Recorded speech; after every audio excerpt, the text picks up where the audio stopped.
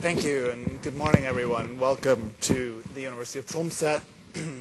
Helge asked why it is that libraries often are taking the lead on the topic of open access, and I don't have the answer to that question, but I would like to say that all of us at the University of Tromsø are very proud of the university library at our university. It's a very impressive institution, doing not only what we traditionally associate with libraries, but many more creative and radical efforts. So we're grateful to you for that, and not least of all for organizing this conference now for the 5th year in a row, which has become an important national forum for discussing publication and kindred activities.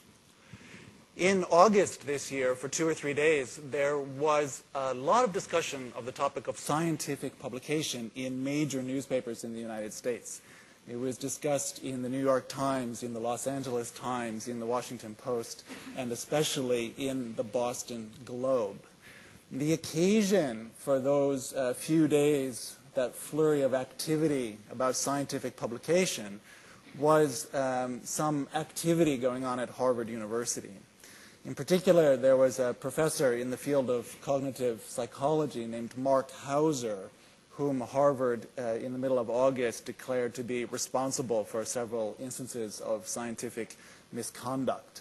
That charge, that conclusion from Harvard, led Mark Hauser, among other things, to withdraw a very important article and to modify some others.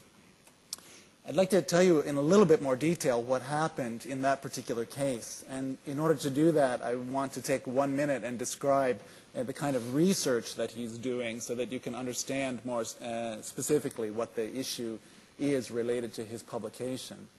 Mark Hauser explores in the research under discussion a claim that is prominent in my field of linguistics and in related fields, that there are certain kinds of cognitive activities that are uniquely human. And he explores that claim in part by studying the ability of certain kinds of monkeys to discern patterns. So if the claim is that the human linguistic enterprise is in part uniquely human because of a uniquely human capacity to recognize patterns of certain types, one could do research on that topic by trying to determine if any non-human primates also could recognize those patterns. So what Mark Hauser did was he took a methodology that's used to study human babies and tried to apply it to the study of certain kinds of monkeys. And that methodology works like this. You show a baby something or you play a sound, and you do that repeatedly. And what happens is that when you show the baby something or you play the sound, the baby looks, for example, at the researcher or the source of that sound. And if you play the same sound again, they look again. And you play the same sound again, they look again. But they look for shorter and shorter and shorter and shorter periods of time until you play a new sound, and then they look again for a longer time. Or you show them a bunny rabbit with 2 ears, and they look. And you show that bunny rabbit with 2 ears again, and they look again. And you keep showing that bunny rabbit, and they keep looking, but for shorter and shorter and shorter amounts of time. They get bored, they get habituated, as we say. And then you show them a bunny rabbit with 4 ears, and suddenly they look again for a longer time. And researchers conclude that, that shows that they can tell the difference between 2 and 4, or between 2 ears and 4 ears. So Mark Hauser tried to use that methodology with monkeys, with cotton-top tamarins, to be precise. And so he would play a pattern for them, and play a pattern again, and play a pattern again, and then change the pattern. And the question was, do these monkeys engage in behavior like the human kids? Does their attention span get shorter and shorter and shorter, and then long again when the new pattern comes? So the way you do that is you have the monkey in a cage, and you play these sounds, and you videotape them. And then you take the videotape, and one researcher looks at it and notes when the monkey looks and doesn't look and how long it looks for. And another researcher does the same thing, and then a third researcher compares those, and if their documentation is the same, and then they consider that to be reasonable data, and they move forward.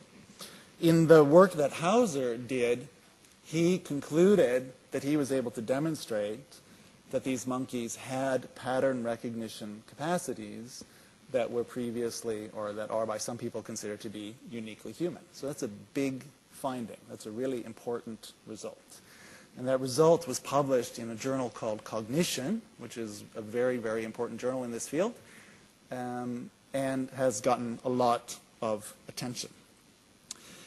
The problems came up because a couple of graduate students in his lab became uncomfortable with the claims that were made in the article. In particular, we now know that there was a process whereby Hauser himself was one of the coders, and then a graduate student was another coder, and another graduate student compared the coding. And that graduate student who was comparing the coding, he thought these codes weren't the same. The work of the researchers wasn't the same. And there's a documented email correspondence where this is brought up with Hauser, and he explains part of it, and he tries to not explain but not deal with other parts of it. These graduate students were worried about this. They got a couple of their buddies to come in and do the process again. And the coding that those two did matched the coding of the student. So all three of them now had the same coding, but not Hauser. The students concluded that he was cooking the data. They wrote to their dean. In the summer of 2007, while Hauser was in Europe, Harvard went into his office, took his computers, took his lab notes, took everything, started an investigation. That investigation took 3 years, and now this summer in August, they declared him to be responsible for 8 instances of scientific misconduct. So he retracted that paper from Cognition and modified some other work as a result of that investigation. This story, I think, touches on many, many issues that are related to scientific publication. The first and most obvious of those is that it turns out it is possible for bad work to get published in really good journals. And if you've ever been the editor of a journal, you might have even more reason to think that. You know what it's like then to try and get reviews out of high-profile active researchers. It can be very hard. It can take a really long time, and you're really dependent on those few reviews. I think Hauser's story also shows what kinds of things can happen under extreme pressure to publish. Under extreme pressure to publish, as in particular fora. It's a situation in which cheating becomes a possibility. That's something I think we really need to think about here at the University of Tromsø, where in recent years we've seen a tremendous increase in the amount of explicit pressure on researchers to publish, especially in particular fora. And I think maybe we need to be talking about this more and asking ourselves if we're really expressing this in the right way. Is it really a good idea for department chairs to say to their faculty, you need to be publishing in level 2 journals? Maybe instead they should be saying, what can I do to help create the circumstances for you to do really great research? And maybe the result of those questions is the same thing, but maybe the questions also are perceived very differently. The pressure to cheat is present in part because of one feature which unifies almost all research. What is it that almost all research has in common? It's that it fails, right? Almost all research fails. If I am sitting and working with some set of data that I'm trying to understand, it's very easy for me to think of 10 different ways that don't work, and I somehow continue to insist on starting just like that. And eventually I get to a way that does work, I hope. In some fields, each failure takes a really long time and costs a lot of money. And failures generally don't get published. So already there's a significant tension in the system where the nature of research is such that most often you will fail, and there's tremendous pressure to publish. Right? This reminds us of Thomas Edison's boast when he invented a light bulb, where he said that now he knows exactly how to make a light bulb as well as 1,000 ways not to. And that's knowledge too, right? That's important. But we tend not to share negative knowledge. The Hauser story also emphasizes what it takes to catch this kind of publication problem. In this particular case, it takes significant bravery on the part of a couple of students in his lab. And if that's what it takes to catch a problem like this, then we really have to wonder if this is an isolated case, or how isolated this case is. The Hauser story tells us something about nepotism in publishing, I think.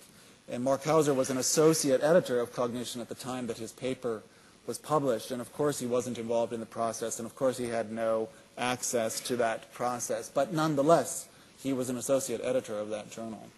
Does that make a difference? The current editor of Cognition, who was not the editor at the time of his paper being published, has repeatedly been quoted as saying that Mark Hauser had no involvement whatsoever in the publication of his own paper. But he also says something else. He says, as originally published, it was a good paper, worthy of publication in Cognition. Now, what does that mean? Right? As originally published, it was a paper worthy of publication in Cognition. I mean, the paper hasn't changed, right? So if he says that about the paper then, he must mean that about the paper now also. He must mean by that statement that there was a system in place and that system was followed and we did everything we're supposed to do, and that system led to the publication of that paper, and I think the system is right. He seems to be saying the system worked just like it was supposed to, which surely means that the system isn't good enough to pick up this kind of problem. It might be less relevant in this particular case, but I think the story also invites us to reflect on the nature of political pressure in publication. It's not as dramatic as something like last year's ClimateGate, but it's nonetheless the case that in this particular field, a discovery that certain kinds of monkeys have the same pattern recognition or have some of the relevant pattern recognition capacities that humans have is a really big discovery, and if you're the editor of a journal, you would like to publish that when it comes along. And finally, I think that the Hauser story forces us to reflect on what retraction means. What does it mean to retract an article? How does that work? How do we find out about that? What's the status of a retraction? Today, on the website of the journal Cognition, you can still download Hauser's article. I don't know if that's the right decision or not. It's part of the historical record. It's true that on the website it also says, when you, right there where you download the article, it also says that the article has been retracted. I don't know if that's good enough.